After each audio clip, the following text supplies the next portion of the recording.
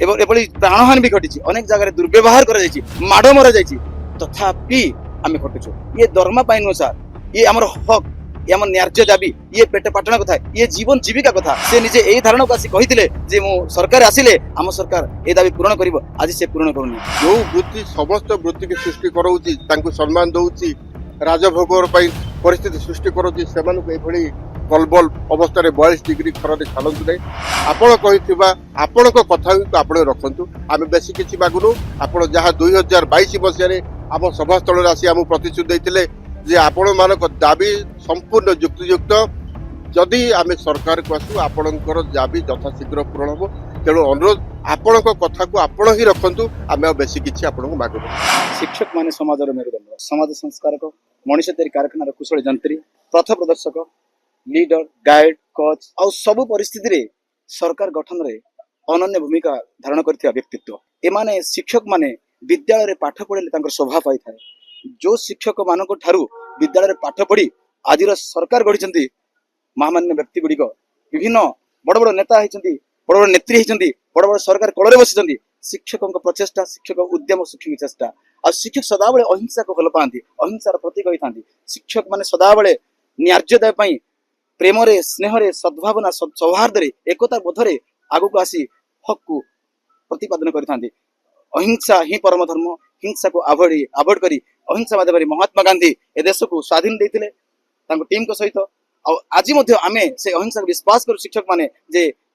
विशृंखला न करी हिंसा आचरण न करी श्रृंखला माध्यम आम न्याय्य दाबी दुईटी 42 ग्रेड पे प्रथम आउ गोटे 6 वर्ष काउंटिंग और 6 नेशनल इंक्रीमेंट या अख्तियार पाइले हक पाईगले आम एठू निश्चय आम निज शिक्षक काम करने सहित निज अंचल को पलैवा सहित विद्यालय पाठ पढ़ा सहित निज परिवार उन्नति होगा सहित आ समाज मंगल अनेक हो पार कामना कर देखो सर आम सेंसस करुचु आम बीएलओ करुचु आम एसआईआर काम भी करुचु आम विद्यालय मेडिसिन भी बांटुचु आमर शिक्षक माने आज अनेक शिक्षक देखिए सेंसस रे अचेत हो पड़ी एभଳି प्राणहानि भी घटी अनेक जगह दुर्व्यवहार कर माड़ मरा जाइए तथापि आम खटुचु ये दरमा पाई नुह सार ये आमर हक ये आम न्याय्य दाबी ये पेट पाटना कथा ये जीवन जीविका कथा सारा भारत रे 22 स्टेट रे 42 ग्रेड हेबा सत्वे यही स्टेट कौन भारत बाहर कि सार ना एटी जदि माननीय मुख्यमंत्री जने स्वयं शिक्षक थिले आदरणीय शिक्षक थे सम्मान्य शिक्षक थे आज तल दिन 22 मसीह से निजे यही धारणा को आसी कही जे मो सरकार आसिले आम सरकार ए दाबी पूरण कर आज से पूरण करूनी तेणु आमे आम सरकार को जो सरकार को आम गढ़ीचु जो सरकार के पछरे आमे निजर शक्ति बल लगेइचु आ से सरकार निवेदन करूचु आपन को माध्यम रे जे अन्य स्टेट जेमि 42 स्टेट को अछि आम स्टेट पे से दिया जाओ ए हमर स्वतंत्र निवेदन सर आज्ञा सर एटा ही परितापर विषय गोटे परिवार रे बापा थिबे सर बापार 2टी पुओ थिबो किबा 3टी पुओ थिबो गोटे पुओ जदी हक पाई जाउची बाकी 2टा पुओ दुख निश्चय लागिवो बा 2टा पुओ हक पाई गले आ गोटे पुओ रहि गला निश्चय दुख लागिवो आज आमे मध्य ए भारत सरकार माननीय मुख्यमंत्री प्रधानमंत्री नरेंद्र मोदी मुख्यमंत्री मोहन चरण माझी को निवेदन करुचु जे आपण माने अन्य स्टेट 42 ग्रेड पे देइछंदी आमे भी हमर ए ओडिसा सरकार अधीन रे काम करूचा शिक्षक शिक्षयित्री निरीह शिक्षक सरल शिक्षक शिक्षयित्री मनीष तैयारी कारखाना जंत्री आमको मध्य 42 ग्रेड पे दिया जाओ ये निवेदन आम रखिबु सर आमको पातरंतर न करी न्याय्य दाबी को पूर्ण करा जाओ देखो सर 8 तारिख रु आज पर्यंत आम बसिचु गत डिसेम्बर मासरे 4 9 पर्यंत 7 दिन बसिथिलु सेते बेले प्रतिश्रुति देइथिले अविलंबे पूर्ण करा जिवो एबे मध्य आम स्टेट रो महासंघर टीम ऑलरेडी माननीय मुख्यमंत्री मझिरे बेटी दफा दाबी प्रदान करिसेंती ता बादे जो कमिटी अच्छी से कमिटी आम विषय चिंता करम प्रतिश्रुति देती तो एते खरा हेबा सत्वे आम ये रहीचु सर ये पेटपाटना कथा जीवन जीविका कथा जदि यही धारणा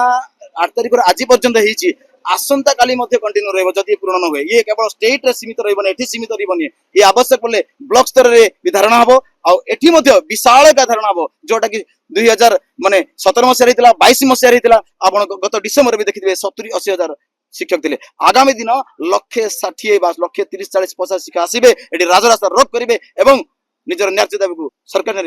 निकट में उपस्थापन कर हक पाई निवेदन कर चलिए ये श्रृंखला माध्यम कर सर प्रतिनिधि से कथबार्ता है 7 दिन भितर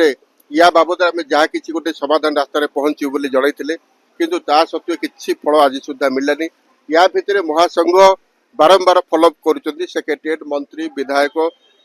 मुख्य सचेतक प्रत्येक स्तर में पहुंच जो जो आम दाबी पूर्ण हो पार सबुठी आलोचना सकारात्मक किंतु रिजल्ट आज जाए पाइलुनी এই 42 ডিଗ୍ରୀ ଖରାରେ ବି ବିଗତ 8 ତାରିଖରୁ ରାଜ୍ୟ ମହାସଂଘ ଆନ୍ଦୋଳନ ଚଲେଇଛି। ଆମେ ଫେଜ୍ ୱାଇଜ୍ ପ୍ରତ୍ୟେକ ଜିଲ୍ଲାରୁ ବ୍ଲକରୁ ପ୍ରତିନିଧିମାନେ ଆସି ଏଠି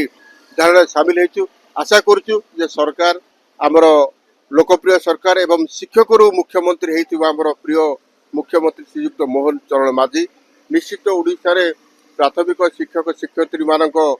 ନ୍ୟାର୍ଯ୍ୟ ଏବଂ ନ୍ୟାୟସଙ୍ଗତ ହକ୍କୁ ମାନି ଯଥାଶୀଘ୍ର ଆମର ଦାବି ଘୋଷଣା ଦିଗରେ ପଦକ୍ଷେପ ନେବେ ଏବଂ ତା ସହିତ ସ୍ୱତନ୍ତ୍ର ଅନୁରୋଧ କରୁଛୁ ଯେ ସାର୍ ଯୋଉ ବୃତ୍ତି ସମସ୍ତ ବୃତ୍ତିକୁ ସୃଷ୍ଟି କରାଉଛି ତାଙ୍କୁ ସମ୍ମାନ ଦଉଛି ରାଜଭୋଗ ପାଇଁ ପରିସ୍ଥିତି ସୃଷ୍ଟି କରାଉଛି ସେମାନଙ୍କୁ ଏଭଳି କଲବଲ ଅବସ୍ଥାରେ 42 ଡିଗ୍ରୀ ଖରାରେ ଛାଡ଼ନ୍ତୁ ନାହିଁ। ସାର୍ ଆପଣ ଯଥାଶୀଘ୍ର ପଦକ୍ଷେପ ନେଇ ଆମକୁ ଏଇ ରାଜରାସ୍ତା ଛାଡ଼ିକି ଯିବା ପାଇଁ ବ୍ୟବସ୍ଥା କରନ୍ତୁ ଏବଂ ଆମର ଯୋଉ ଦୁଇଟି ମୁଖ୍ୟ ଦାବି ଅଛି 42 ଗ୍ରେଡ୍ ପେ ମୂଳ ଗ୍ରେଡ୍ ପେ ଏବଂ 6 ବର୍ଷକୁ 6ଟି ନ୍ୟାସନାଲ ଇନକ୍ରିମେଣ୍ଟ ଆମ ମୂଳ ଚାକିରି ଆଡ୍ କରି ଦିଆଗଲେ ଯେତେବେଳେ ଘୋଷଣା ହେଇଯିବ ଆମେ ଏଠି ରାଜରାସ୍ତା ଛାଡ଼ି ନିଜ ନିଜ ବିଦ୍ୟାଳୟକୁ ଫେରିଯିବୁ। ଆପଣ କହିଥିବା ଆପଣଙ୍କ କଥାକୁ ଆପଣ ରଖନ୍ତୁ। ଆମେ ବେଶୀ କିଛି ମାଗୁନୁ। ଆପଣ ଯାହା 2022 ମସିହାରେ ଆମ ସଭାସ୍ଥଳରେ ଆସି ଆମକୁ ପ୍ରତିଶ୍ରୁତି ଦେଇଥିଲେ ଯେ ଆପଣମାନଙ୍କ ଦାବି ସମ୍ପୂର୍ଣ୍ଣ ଯୁକ୍ତିଯୁକ୍ତ ଯଦି ଆମେ ସରକାରକୁ ଆସୁ ଆପଣଙ୍କର ଦାବି ଯଥାଶୀଘ୍ର ପୂରଣ ହେବ। ତେଣୁ ଅନୁରୋଧ ଆପଣଙ୍କ କଥାକୁ ଆପଣ ହିଁ ରଖନ୍ତୁ। ଆମେ ଆଉ ବେଶୀ କିଛି ଆପଣଙ୍କୁ ମାଗୁନୁ। ସେତିକି ଆମର ପୂରଣ କରିଦେଲେ ଆମେ ଏଇ ସ୍ଥାନ ଛାଡ଼ି ସମସ୍ତ ଶିକ୍ଷକ ଶିକ୍ଷୟିତ୍ରୀ ନିଜର ସ୍ଥାନକୁ ଫେରିଯିବେ ଏବଂ ବହୁତ ଦାୟିତ୍ୱ ବର୍ତ୍ତମାନ ଏସ୍ଆଇଆର୍ କାମ ଚାଲିଛି ସେନ୍ସସ୍ ଚାଲିଛି ଆପଣ ଜାଣିଥିବେ ସେନ୍ସସ୍ରେ ବି ଅନେକ ଶିକ୍ଷକ ଶିକ୍ଷୟିତ୍ରୀ ଅଂଶୁଘାତର ଶିକାର ହେଇ ଜୀବନ ବି କେତେ ଜଣ ଗଲାଣି ମେଡିକାଲ ଆଡମିଟ୍ ତା ସତ୍ତ୍ୱେ ଆମେ ପଛଘୁଞ୍ଚା ନ ଦେଇ କୌଣସି ଦାବି ପୂରଣ ନ ହେବା ସତ୍ତ୍ୱେ ଉପେକ୍ଷା ସତ୍ତ୍ୱେ ବି ଆମେ ଆମର କାର୍ଯ୍ୟକ୍ରମକୁ ଜାରି ରଖିଛୁ। ତେଣୁ ଆମ ମନୋବଳକୁ ଆମ ସମ୍ମାନକୁ ବଢ଼ାଇବା ପାଇଁ ଆମ ଦାବିକୁ ଯଥାଶୀଘ୍ର ପୂରଣ କରିବା ପାଇଁ ବିନମ୍ର ନିବେଦନ କରୁଛୁ ସରକାରକୁ। ତଥାପି ସାର୍ ଯେତେବେଳେ ଦେଖୁଛୁ ଆମର ସମଯୋଗ୍ୟତା ଧାରୀ ଅନ୍ୟାନ୍ୟ ବିଭାଗର କର୍ମଚାରୀ ମାନେ ତାଙ୍କର ସମ୍ମାନ ପାଇଯାଉଛନ୍ତି କିନ୍ତୁ ଆମକୁ ଆମର ସମ୍ମାନକୁ ପାଇଁ ବାରମ୍ବାର ଲଢେଇ କରିବାକୁ ପଡୁଛି ମାଗିବାକୁ ପଡୁଛି ରାଜରାସ୍ତାକୁ ଆସିବାକୁ ପଡୁଛି। ଆମର ଚାକିରି କରିବା ଦିନ ସାଙ୍ଗରେ ଆମ ସାଙ୍ଗରେ ଆନ୍ଦୋଳନ ସାଙ୍ଗରେ ଆମେ ଜଡ଼ିତ। ଆନ୍ଦୋଳନରୁ ଆମର ଜନ୍ମ ଆନ୍ଦୋଳନରୁ ଆମେ ଆମର ସାହାରା ପାଇଛୁ ଆମର ଆନ୍ଦୋଳନରୁ ଆମର ପେଟ ପାଟଣା ପାଇଛୁ। ତେଣୁ ଆମେ ଆମର ସମ୍ମାନ ପାଇବା ପର୍ଯ୍ୟନ୍ତ ଏଇ ଖରା 42 କଣ 48 ହେଇପାରେ ଆନ୍ଦୋଳନ ଜାରି ରହିବ ଯେ ପର୍ଯ୍ୟନ୍ତ ସରକାର କିଛି ଠୋସ୍ ଘୋଷଣା କରିନାହାନ୍ତି। ସାର୍ କାରଣ ତ ସେଇ ସରକାର ହିଁ ଜାଣିବେ। ଆମ ମହାସଂଘ ତରଫରୁ ୟାର ପୂର୍ବ ଆନ୍ଦୋଳନ ଗୁଡ଼ିକ ସମୟରେ ବି 22ଟି ରାଜ୍ୟର ଡକୁମେଣ୍ଟ କୋଉ ରାଜ୍ୟରେ କେତେ ପେ ବ୍ୟାଣ୍ଡ କ'ଣ ଅଛି ସବୁ ସରକାରଙ୍କ ପାଖରେ ୟା ପୂର୍ବରୁ ହାଇ ପାୱାର କମିଟି ହେଲା ଡିସେମ୍ବର ହାଇ ପାୱାର କମିଟି ହେଲା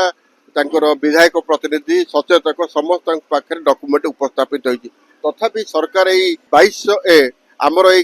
ଦାବି ଦୁଇଟିକୁ ମାତ୍ର ପୂରଣ କରିବା ପାଇଁ କାହିଁକି ପଛଘୁଞ୍ଚା ଦଉଛନ୍ତି ବା ବିଳମ୍ବ କରୁଛନ୍ତି ରାଜି ସତ୍ତ୍ୱେ ସରକାର ହିଁ ଜାଣିପାରିବେ। କିନ୍ତୁ ଆମର ତ ନିବେଦନ ରହିବ ଯେ ଆମକୁ ଆମର ସମ୍ମାନକୁ ଯଥୋଚିତ ସମ୍ମାନ ଆମକୁ ଯଥାଶୀଘ୍ର ପ୍ରଦାନ କରନ୍ତୁ।